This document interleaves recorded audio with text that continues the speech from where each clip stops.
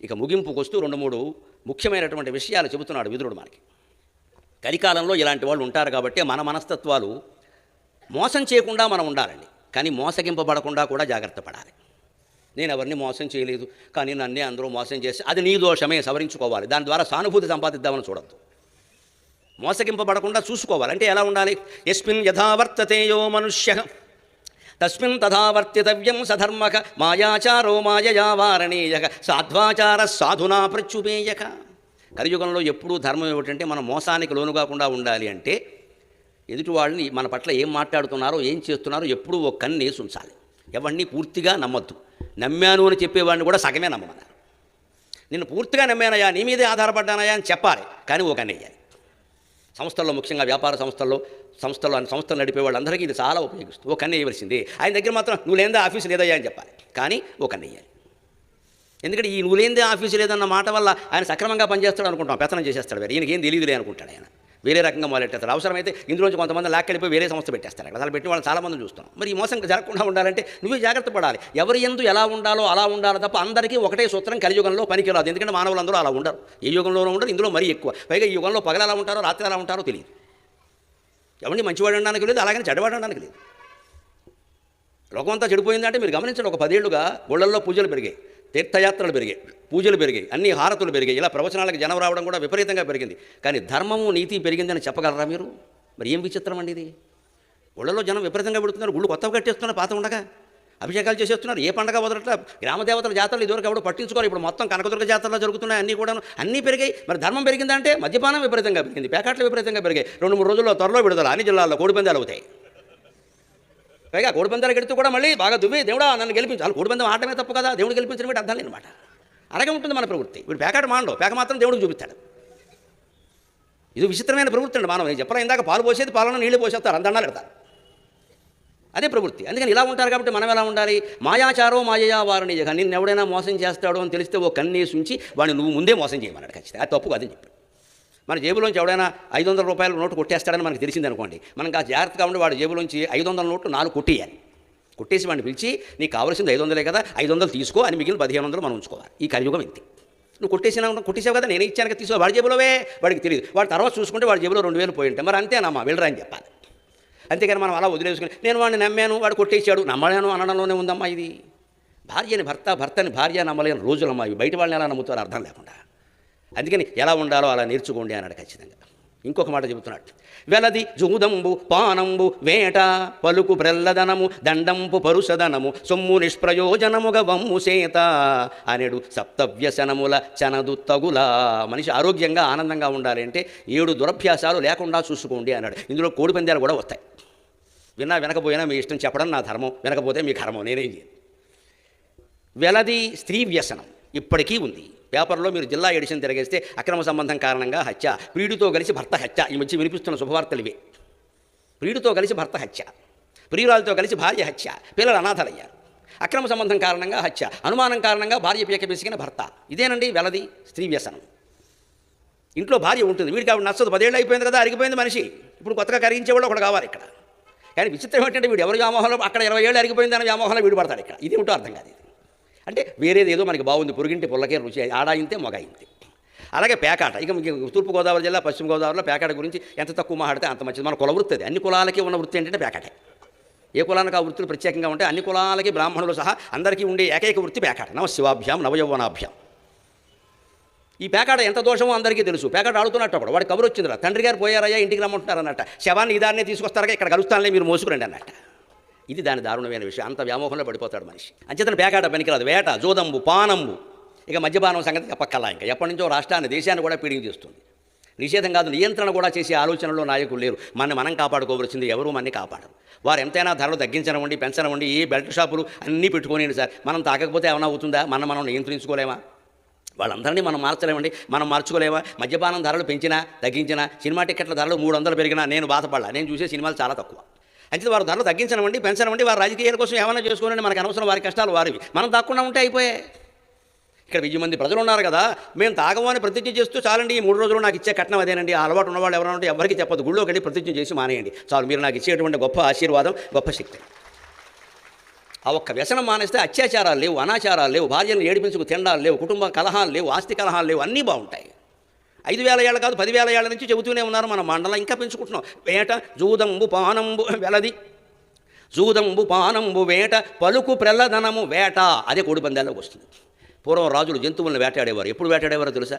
క్రూర జంతువులు అరణ్యం నుంచి వచ్చి గ్రామాల్లోకి వస్తున్నాయి మహారాజా, వాటి బెడద ఎక్కువైపోయింది, కాస్త వేటాడండి అంటే వేటాడేవారు. హరిశ్చంద్ర నాటకాన్ని గమనించండి. సత్యకీర్తి ఎవరక్కడ అంటే ప్రజలు వచ్చి విజ్ఞప్తి చేయుచున్నారు మహారాజా అంటే ఏమని? క్రూర జంతువులు అరణ్య ప్రాంతం నుండి జనంలోనికి వచ్చి విధ్వంసం చేయుచున్నవాట అంటే ప్రజలను రక్షించిన రాజెందుకు సత్యకీర్తి పద అని భజన పడతాడు.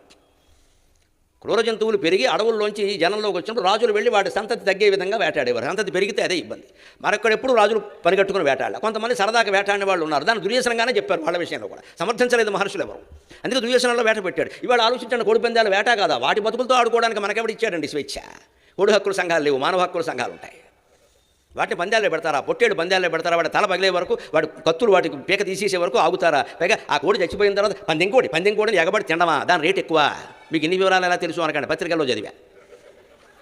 పందెం కోడి మాంసం అంటే అది ఎక్కువ. అంటే అది చావడం మనకి ఇష్టం. ఇది మరి మనకు ఎక్కువ వచ్చేస్తే మనకంటే బ్రహ్మరూప రాక్షసులు ఎవరన్నా వచ్చి మనతో పందాలు ఆడితే గ్రౌండ్ బాగుందని మరి ఇప్పుడు మానవ హక్కుల సంఘం అంటాం మనం. అక్కడ కోళ్ళకి హక్కులు ఉండవా? జంతువులకు హక్కులు ఉండవా? ఇన్ని పాపాలు మనం చేస్తూ వానలు పడలేదు, ధర్మం లేదు, పాలకులు సరిగ్గా లేదు, ఎక్కడి నుంచి ఉంటారండి? ప్రకృతి మొత్తం మనం వేడిపించుకు తింటూ ఉంటే. అందుకని వెలది జోదంబు పానంబు వేట పలుకు ప్రలదనము మాట వాక్పారుష్యం. అనవలసిన మాట అనవలసినంత వరకే అనాలి. అశ్లీలపు మాటలు రాకూడదు. దురదృష్టవశాత్తు ఈవేళ నాయకుల నోట వస్తున్నాయి అశ్లీల పదాలు. నాయకుల నోట వినలేకపోతున్నాం. శాసనసభల్లో వినపడుతున్నాయి. దుర్మార్గంగా తయారైంది పరిస్థితి. శాసనసభ అంటే సరస్వతి నిలయం అనుకోవాలి. అది శాసనాలు చేసే సభ. అయ్యదేవర కాళేశ్వరరావు గారి దగ్గర నుంచి ప్రప్రథమ ఆంధ్రరాష్ట్ర శాసనసభ స్పీకర్ వరకు ఎలాంటి వాళ్ళు ఉండేవారు? ఎటువంటి మహానుభావులు, త్యాగమూర్తులు. దామోదరం సంజీవయ్య గారు ముఖ్యమంత్రిగా ఉన్నప్పుడు ఎలా ఉండేది? ఎంత నియమం. ప్రకాశం పంతులు గారు ఉన్నప్పుడు ఎలా ఉండేది? ఆ రాష్ట్రమేనా ఈవేళ ఇలా అయిపోయింది అనిపిస్తుంది. ఇది దిగజారుతున్నాయి. నానాటికి తీసిగట్లు నాగంభొట్లు అని మాట అనొచ్చు. రాజకీయ విమర్శలు చేయించండి, ఎంతవరకు ఆ విధానాన్ని విమర్శించండి. వ్యక్తులను ఎలా అంటారు మీరు? అన్నీ వ్యక్తిగతమైనవే జరుగుతున్నాయి. నేను నరికేస్తా పొడి చేస్తా, ఇంకా రౌడీ మాటలన్నీ వస్తున్నాయి. వీధిలో కన్నా చూసుకుందాం, ఇందుకోసమని కోటేసింది.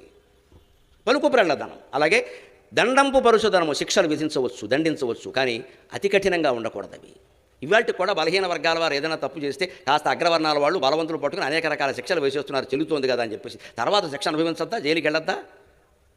అంచేత ఆ దండంపు పరుషధనం మందరిస్తే అయిపోయి పడతారు. సార్ ఏముంది దీనికి పెద్ద విషయం? అది ఏదో పిలిచి అయ్యా ఏమనుకోకుండా తప్పు అని తండ్రి అయినా వస్తాడు వెనకాల, మా వాడేదో తప్పు చేశాడయా, ఉడుకు రక్తం అయ్యా అంటాడు, వదిలేస్తే అయిపోయాయి. అంత కష్ట తీర్చుకోవాలా?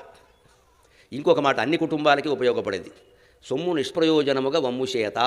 ఈ విషయంలో పురుషులు ఎంతో, స్త్రీలు అంతేనమ్మా. నమస్కారం. షాపింగ్ వ్యసనం వదులుకోవాలి. సప్త వ్యసనాల్లో షాపింగ్ ఒకటి. ఈ విషయాన్ని 5,000 ఏళ్ల క్రితమే చెప్పిన విదురుడికి నమస్కారం. మా మహిళల గురించి ఆయనకు బాగా తెలుసు. ఒక సినిమా యాక్టర్ని వాళ్ళని ఇంటర్వ్యూ చేసినప్పుడు నేను చూస్తూ ఉంటాను పత్రికలో. నాకు సరదా, మీ అలవాట్లు ఏమిటమ్మా అంటే షాపింగ్. నీ ఇల్లు బంగారంగానే షాపింగ్ అలవాటా? చచ్చిపోవడా మొగుడు? షాపింగ్ ఒక అలవాట అండి, హాబీయా? కొన్ని గులాబ్ జామ్ తినడం హాబీ, ఏదో కాఫీ తాగడం హాబీ అంటే పర్వాలేదు. షాపింగ్ హాబీ ఏమిటమ్మా? అవసరం ఉంటేనే కొనాలి వస్తువు. హాబీ ఏమిటి అంటే కాలక్షేపానికి షాపింగ్కి వెళ్ళి 16 సంచులు పట్టుకొస్తారా? అవసరం లేదా? అవసరం లేని వస్తువు ఒకటి కొంటే అవసరం ఉన్న వస్తువులు 5 అమ్మేయాల్సి ఉంటుంది. అంచేత ఈ షాపింగ్ అనే దుర్వ్యసనాన్ని మానుకోవాలి. పండగ కాబట్టి షాపింగ్ చేశారు అనేం లేదమ్మా చేయాలని. మా పెద్ద కొడుకు పెళ్లి షాపింగ్ మీరు ఆశ్చర్యపోతారు. పెద్ద కొడుకు పెళ్లి షాపింగ్ 45 నిమిషాల్లో ముగిసింది. నేనున్నాను అక్కడ యమధర్మరాజులాగా. కుదరదు వ్యవహారం అంతే. 45 నిమిషాలు అంతే. నేను టైం పెట్టా. నీ ఇష్టం వచ్చిన కొనుక్కో. 45కి నువ్వు నీ కొడుకు బయటకు వచ్చేయాలి. అమౌంట్ పెట్టేసాను ముందు, గొడవ లేకుండా. ఇంత ఇస్తాను, ఇంతకు మించి ఇవ్వను అంతే. అది గేటు. సంపాదిస్తున్నది మనం ఇక్కడ సరదా ఇటేమన్నా. ఇక్కడ ఖర్చు పెడితే నేను మీ దగ్గర దోచుకోవాలి. ఇంకా తప్పదు, అలా జరగకూడదు. మంచిది. ఎంతమందికి పెట్టాలో ముందు రాసుకోండి. ఆ రాశారు 30 మందికి పెట్టా, మంచిది. 30 చీరలు కొంటావు, పంచలు కొంటారు, కొనుక్కోండి, వెళ్ళండి. నేను రాను కూడా, కానీ టైం ఇది. నేను వస్తాను, డబ్బులు ఇవ్వడానికి వస్తాను. కారులో కూర్చున్నాను నేను, లోపలికి వెళ్ళా. అక్కడికి మనకి సరదా పెట్టారు, మీరు వస్తే తగ్గిస్తారన్నాడు. అదో గిఫ్ట్ ఉందన్నమాట అనుకున్నాను. వాడు నా మొహాన్ని కొంచెం తగ్గించాడు. అది కూడా మరి పిల్లలు పెళ్లి కదా, తగ్గించాడు అనుకున్నాను. అయ్యి బాబు మీరు వచ్చారు అంతే, ఇది ఒకటి ఉందన్నమాట అనుకున్నాను నేను. అంతే అయిపోయింది. 45 నిమిషాలు అయిపోయింది. మా జిల్లాలో సహకరించింది నిజంగా. బహిరంగంగా చెబుతున్నాను, నేను అదృష్టవంతుడిని. ఆ శారద సహకరించింది నిజంగా. కొడుకే చెప్పింది, నాన్నగారు అలాగే ఉంటారమ్మా, మనం చూసుకోవాలి. మీరు కూడా రేపు మీ భార్యతో అలాగే ఉండాలని అని చెప్పింది. అర్థం చేసుకుంటారు, ఆలస్యమైన అర్థం. ఇప్పుడు అలాగే ఉంటున్నారు, నా అదృష్టవంతుడిని. అలాగే ఉంటున్నారు వాళ్ళు. అప్పుడు కుటుంబాల్లో ఇబ్బంది ఉండదండి. ఇలాగా ఈ సప్తవ్యసనాల పాలు పడకుండా ఉంటే, ఆర్థికమైన పరిస్థితి మనం దిగజారకుండా చేతిలో పడగలిగితే, ఏదైనా వస్తువు అవసరమైతే కాగితం మీద రాయండి. మా ఇంట్లో చేసే పని చెబుతాను. తోక పుస్తకం ఉంటుంది, దాని మీద రాస్తాం. 15 రోజుల తర్వాతే కొంటాను నేను దాన్ని. ఏదైనా అత్యవసరం మందులు అవన్నీ వేరే, మామూలు అవన్నీ 15 రోజులు వాయిదా చూద్దాం. ఈ 15 రోజుల్లో ఆ కోరిక ఉండదు, దాని అవసరం ఉండదు. అది తీసేయి. అంతగా 4-5 సార్లు అది అవసరం అనిపించింది కొందాం, మనకేం కాపీనం ఏం లేదండి. పిసులు నాకేం బాగా, నేను ఐశ్వర్యవంతుడమ్మా, నేనే మధ్యతరగతి కూడా కాదు, నేను ఐశ్వర్యవంతుడు. లక్ష్మీ కటాక్షం ఉంది నాకు, సరస్వతి కటాక్షం ఎంత ఉందో లక్ష్మీ కటాక్షం అంతే ఉంది. నాకు ఉన్నదానికి లోపం లేదు, నాకేం ఇబ్బంది లేదు. నేను పేదవాడిని చెప్పుకోవాల్సిన అవసరం నాకేం లేదు. కానీ జాగ్రత్త కాపాడుకోబట్టే కదా లక్ష్మీదేవి ఉంటుంది, లేత ఎందుకు ఉంటుంది? అందుకని రాయండి, 15 రోజులు ఆగండి, తర్వాత అవసరమైతే కొనండి, లేత లేదు. అన్నీ అవసరం అనిపించు, అప్పటికే అవసరం అనిపించి తప్పకుండా కొంటాం. మా ఇంట్లో ఒక షరతు మీకు కూడా చెబుతున్నా, ఏ వస్తువైనా కొంటా, ఒక బల్ల కొన్నాం, ఇంకో బల్ల బయటికి వెళ్ళిపోవాలి. 2 బల్లలు ఉంటే మనకి బల్ల పెరుగుతుంది కడుపులో. ఇది కండిషన్, ఇది షరతు. ఓ చీర కొన్నాం, ఓ చీర వెళ్ళిపోవాలి బయటికి, ఒక కుక్కర్ కొన్నాం, పాత కుక్కర్ వెళ్ళిపోవాలి, అంతే. అది ఉండి ఇది ఉంటే నువ్వు నేను ఉండం ఇక్కడ. తీసేయంటే ఇప్పుడు ఏమవుతుంది? అనవసరంగా దీన్ని తీసేయడం ఎందుకు బోర్డు బంద్ చేస్తుంది, కొండమే మానేస్తా. ఇదే వ్యసనాల బారి పడకుండా కాపాడుకోవచ్చు. మన ప్రయత్నం చేయని దైవానుగ్రహం దండాలు పెట్టగల మనం ప్రయత్నిస్తే అవుతాయి. చివరిగా ముగింపుగా ఒక్క మాట చెప్పి నేను సెలవు తీసుకుంటా. ఇన్ని నీతులు చెప్పినటువంటి విదురుణ్ణి చివరిలో ఏమయ్యా, అసలు ఈ కోరికల పాలపడకుండా ఉండాలంటే ఏం చెయ్యాలయ్యా అన్నాడు. అహం మమ అని 2 ఉన్నాయండి, నేను నాది అని. ఆ రెండింటినీ జయిస్తే చాలు, ఇంకేం అక్కర్లేదన్నాడు. అవి జయించాలంటే ఏం చేయాలయ్యా అన్నాడు. ఆత్మజ్ఞానం పొందాలండి అన్నాడు. అయితే ఆత్మజ్ఞానం ఏదో నువ్వు బోధించరాదా, ఇన్ని చెప్పావు కదా, ఒకే సినిమాకి ఒకే టిక్కెట్కి 2 సినిమాలు చూపించి శివరాత్రి కదా అన్నాడు. విదురుడు అది కుదరదని చెప్పాడు, సంస్కారవంతుడు. ఆత్మజ్ఞానం కూడా నువ్వు చెప్పవయ్యా, ఇన్ని చెప్పినవాడు చెప్పలేవా అంటే, అన్నయ్య మరోలా అనుకోవద్దు, నాకు తెలుసు, కానీ నేను దాసీపుత్రుణ్ణి, శూద్రవంశంలో పుట్టినవాడిని. బ్రహ్మజ్ఞానాన్ని బ్రాహ్మణుడు బోధించాలి, యోగి బోధించాలి, ఋషి బోధించాలి, ఎవరు పడితే వారు చెప్పొద్దు. అందుకని నా పరిమితి నాకు తెలుసు, వర్ణాశ్రమ ధర్మాలు నేను పాటిస్తున్నాను, నేను చెప్పను, తెలిసినా చెప్పను అంటే. అప్పుడు అన్నాడు ధృతరాష్ట్రుడు, అలా అంటే అలాగ పోనీ చెప్పించి ఎవరి చేత, ఆ మాట అన్నావు బాగుంది అని. విదురుడు అక్కడ కూర్చుని ఒక్కసారి సనక సనందన సనత్కుమార సనత్సుజాతుల్లో ఒకడైన సనత్సుజాతుడిని 5 నిమిషాలు ధ్యానం చేస్తే సనత్సుజాతుడు, విదురా నీకేం కావాలి అని తిరిగి వచ్చాడండి. అది విదురుడి స్థాయి, అది విదురుడి స్థాయి. మీరు అతన్ని శూద్రుడు అంటారా, బ్రాహ్మడు అంటారా, బ్రహ్మదేవుడు అంటారా, శ్రీ మహావిష్ణువు అంటారా, సాక్షాత్ పరమాత్మ అంటారా, కానీ ఏ శరీరంలో పుట్టాడో ఆ శరీరానికి ఉండే కులము, మతము, ప్రాంతము అవన్నీ పాటించాడు అతను. ద్వాపరయుగం నిబంధనల ప్రకారం మేము బ్రహ్మజ్ఞానం ఉపదేశించడానికి మాకు అర్హత లేదు, బ్రాహ్మణులు మాత్రమే చెప్పాలి. అది నేను సనత్సుజాతుడి చేత, మామూలు బ్రాహ్మణుడు కాదు, సనత్సుజాతుడు అంటే బ్రహ్మదేవుడు కుమారుడు. బ్రహ్మదేవుడు కుమారుడు కంటే బ్రాహ్మణులు ఎక్కడ ఉంటారు? ఆయన్ని పిలుస్తా, ఆయన్ని ధ్యానం చేస్తా అంటే ఆయన్ని రప్పించగలిగిన ధ్యానశక్తి కలిగిన మహానుభావుడు కూడా తన వర్ణాశ్రమ ధర్మాలే కట్టుబడి ఉన్నాడు, మితి దాటలేదు, పరిమితి దాటి వెళ్ళలేదు. అప్పుడు ఆ సనత్సుజాతుడు వచ్చి ఒక్క మాట చెబుతాడు, దాంతో మనం సెలవు తీసుకుందాం. ప్రమాదం వై మృత్యురఘం బ్రవీమి సదా అప్రమాదం హి అమృతత్వం బ్రవీమి. విదురునీతిని సనత్సుజాతీయంతో ముగిస్తూ ఉన్నాం. మహారాజా, అహం మమ అనేవి పోవాలంటే ఏం చేయాలో తెలుసా? మనస్సుని మనమే గమనిస్తూ ఉండాలి, మన మనస్సును మనమే గమనించాలి. అంటే మాటలు ఆపేయాలి, పనులు ఆపేయాలి, కళ్ళు మూసుకోవాలి, తలుపు గొళ్ళెం పెట్టేయాలి, లోపల కూర్చోవాలి. నేను అదే చెబుతున్నా, రోజు పొద్దున్న అరగంట, సాయంత్రం అరగంట మీ ఇంట్లో మీరే చేయండి. ఏం ఫలించకపోయినా సరే, సరిగ్గా జరగకపోయినా సరే, ఎన్ని రకాల ఆటంకాలు వచ్చినా సరే మాట్లాడకుండా చేయండి, కొనసాగించండి. ఎలా చేయాలి? ఆయన చెబుతున్నారు, ప్రమాదం వై మృత్యురకం బ్రవీమి. భగవద్ధ్యానం నుంచి, ఆత్మధ్యానం నుంచి, నిశ్చలంగా ఉండడం నుంచి ఎప్పుడు ఈ మనస్సు జారి కిందకి పడుతుందో అదే మృత్యువు. జారి పడకుండా ఉంటే అది అమృతత్వం. అంటే జారి పడకుండా చూసుకో. అంటే మనస్సుని జారి పడకుండా చూడాలంటే ప్రధానమైన ఉపాయం ఏంటంటే ఆ మనస్సు నుంచి మనం వేరుపడి మనస్సును గమనించాలి. మనం మనస్సు కాదు, దేహం కాదు, ఇంద్రియాలు కాదు, మనస్సుకు అతీతమైనటువంటి దేవతా స్వరూపం, ఆత్మస్వరూపం మనం. అందుకని మన మనస్సును మనమే గమనించాలంటే ఆలోచన అప్రయత్నంగా ఆగిపోతుంది. మనస్సు ఎలాంటిది అంటే ఆలోచన మనం ఆలోచించడం మానేస్తే ఇక అది ఆలోచించదు. మనకు తెలియకుండా ఏ ఆలోచన మన మనస్సులకు రాలేదు. మనకు తెలియకుండా మన ఇంట్లోకి మనుషులు రావచ్చు, వస్తువులు రావచ్చు, మనుషులు పోవచ్చు, వస్తువులు పోవచ్చు. మనకు తెలియకుండా మన మనసులోకి ఆలోచన ఎలా వస్తుందంటే అర్థం లేనమాట. అందుకని చాలా తీవ్రతగా కత్తి అంచు మీద నడిచినట్టుగా క్షురశ్యధార నిశిత దురచ్చయ అని ఉపనిషత్తుల్లో చెప్పినట్టుగా ఆ కత్తి అంచు మీద నడిచినట్టుగా జాగ్రత్త వహించి ఆ ప్రతిక్షణం వీలైతే ఒక అరగంట 30 క్షణాల పాటు ఆ మనస్సును అలా గమనించగలిగితే అది నిశ్చలమైపోతుంది. అదే రమణ మహర్షి చెబుతాడు, నిశ్చలత్వమే భగవంతుడు. ఊరకనే ఉండు, అదే భగవంతుడు. నిశ్చలంగా ఉండు, అదే సత్యం అంటే. ఆ నిశ్చలంగా ఉంచేటువంటి ప్రయత్నం చేద్దాం. మీ నుంచి నేను మళ్ళీ కోరుతున్నది అదే. ఉదయము సాయంత్రం ఒక అరగంట సేపు మీ ఇంట్లో మీ పూజా మందిరంలో ప్రశాంతంగా మీరే కూర్చోండి. నమ శివాయ నమ శివాయ నమ శివాయ, నమో నారాయణాయ నమో నారాయణాయ నమో నారాయణాయ, శ్రీమాత్రే నమః శ్రీమాత్రే నమః శ్రీమాత్రే నమః. స్వస్తి.